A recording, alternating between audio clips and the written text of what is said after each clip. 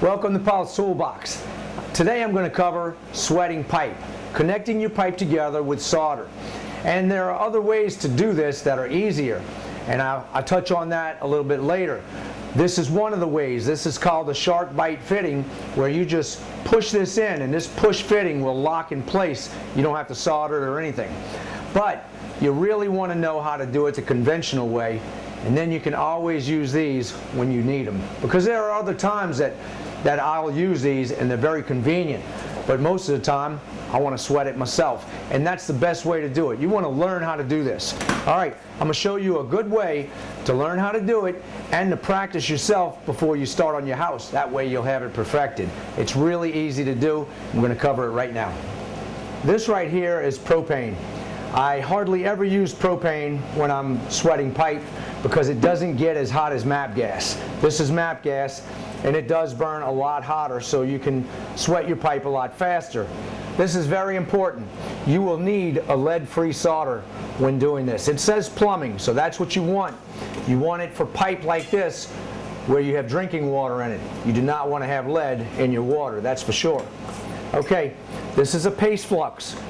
This flux right here you will put on the pipe prior to soldering, and I'm going to show you in just a few minutes. Right here is a pipe cleaner. This cleaner right here has little wire teeth, so you can take your half-inch pipe on this one, stick it in here and turn it a few times, and you'll see how it gets really nice and polished.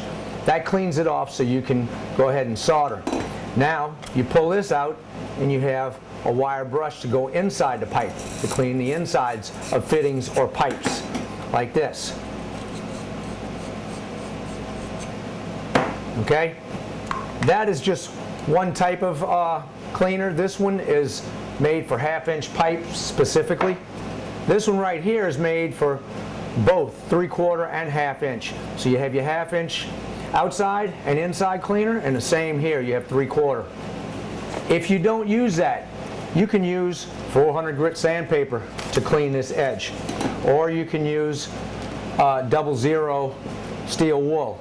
Even if you had something that was heavier than 00, it'll work, but I use 00 a lot, and it cleans the pipe real easily. Now we're going to get into your pipe cutters. Here are two different types of pipe cutters. I like to normally get a pipe cutter that has a blade on the bottom, and I'll have one that has a blade on the top, because if you get in a tight spot where you can't get your tool in there, you can work one end and it cuts this half, then you stick it on and this one will cut the other half, so you can ream it around, because sometimes you don't have enough room to bring this one all the way around. That's why these little mini ones sometimes come in handy. When you cut your pipe, what you want to do is just snug it on there. You don't want to push it until it starts biting into there, because you'll put this out around, make it out around, and then your fittings will never work.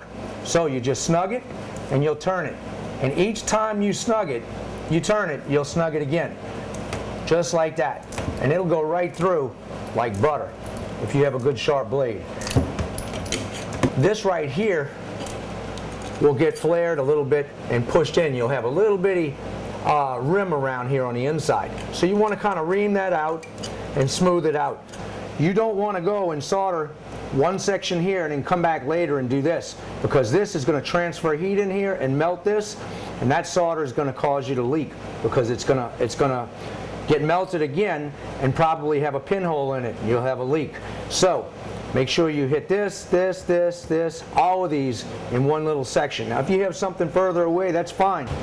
After you clean the inside of one and the outside of the other to where they marry each other, you'll want to put flux on there, or you need to put flux on there. So there are different ways that you can apply it. You can use any type of brush, it doesn't matter.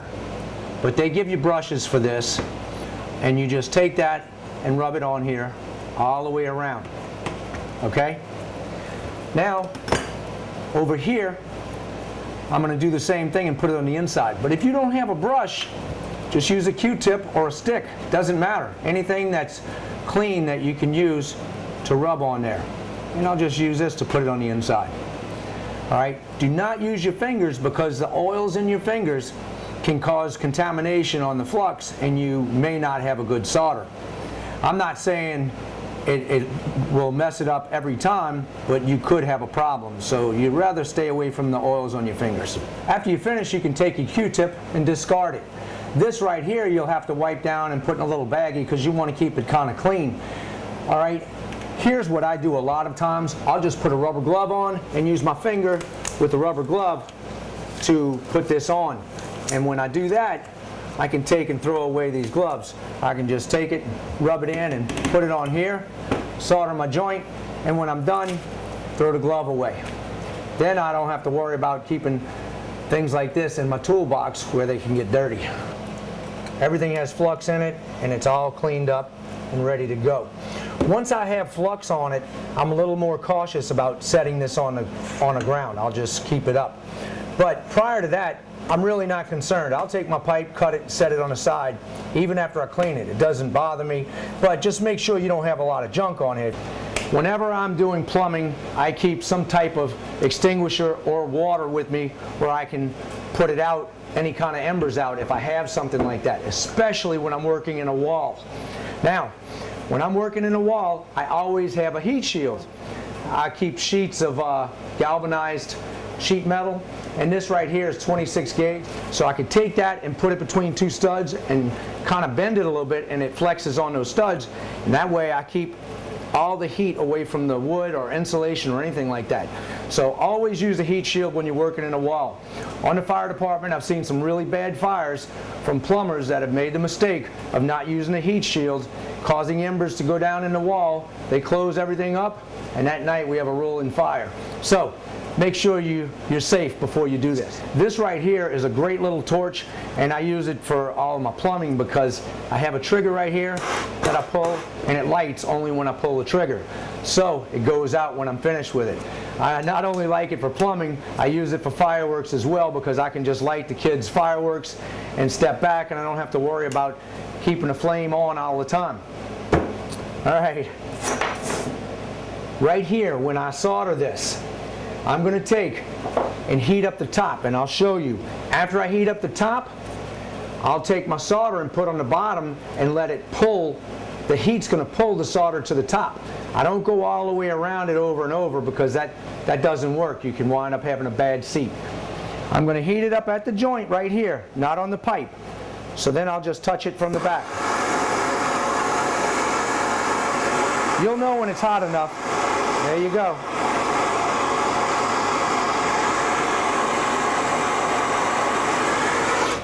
Once you're done, you take a little wet rag and wipe it down.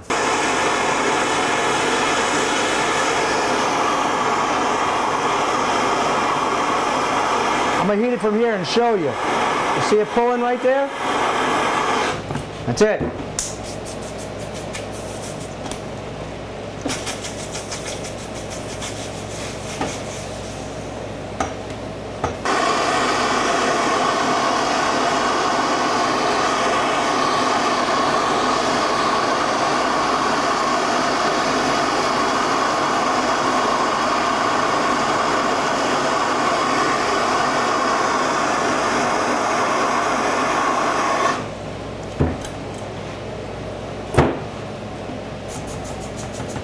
All you want to see is that little silver ring.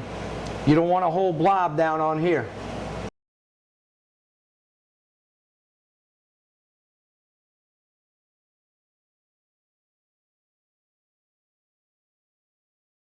I want to give you options, so I'm going to show you this kind of fitting right here. This is a pre-soldered fitting. Okay, you can find these at the hardware stores. They already have solder in there. So all you need to do is clean this end, flux it, slip this on, and heat it up, and you'll see the ring come around here when it gets hot enough. You don't even have to heat it up much. You'll see that solder start coming through. There it is.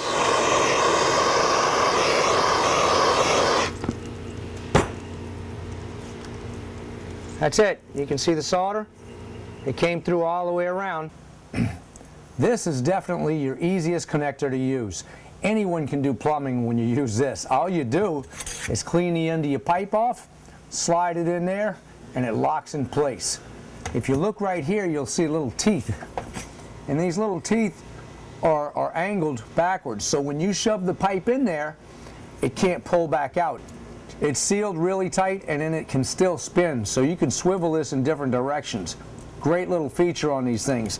Now, they give you a tool to remove it. Now, not all of them have the tool in there. If not, you have to buy it for like $1 or so. And they're in the same section, in the plumbing section. You'll take this tool and you'll slip it on the pipe and push it in. It does not work as well as they say it does. It'll take it off, but you really have to push on it pretty hard.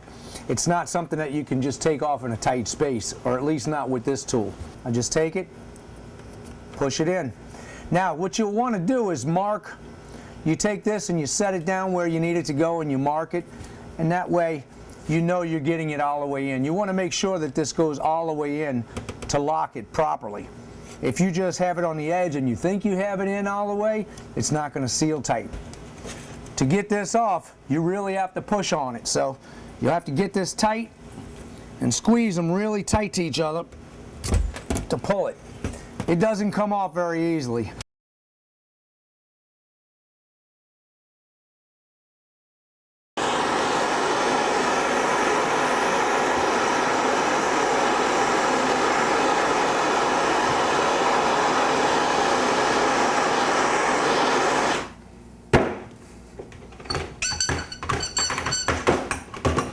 You see how the solder covered all the way through in there?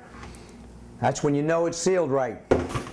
Once you wipe it down good with a rag, you'll want to take some emery cloth or sandpaper. That's what I like to use when I'm cleaning this part off, and just clean it real good.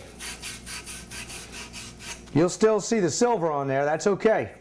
I had some tubing and some clamps, so I'll rig this up. Now my hose is connected, and I'm going to turn this part on. You saw it pressurized just now. All of this is drip dry.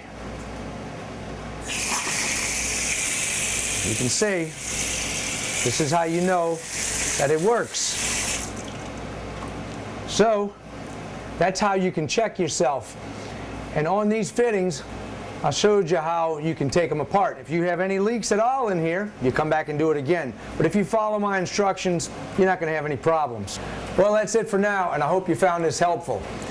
You can see sweating pipe is really not difficult, and there are a lot of other ways to even make it easier than this. I'm going to touch on that in some later videos. My next video I have, I'm going to put in this description box down below the link, so you can click on it and see how I actually made all of this fit into a wall, because I had to solder some pipe in my wall where I had a leak. And you can see all the precautions that you have, and a couple of stumbling blocks that I come across, but I fixed. No big deal. Check out Paul's Toolbox for all my archived videos. If you found this helpful, hit like, and I'll see you on the next project.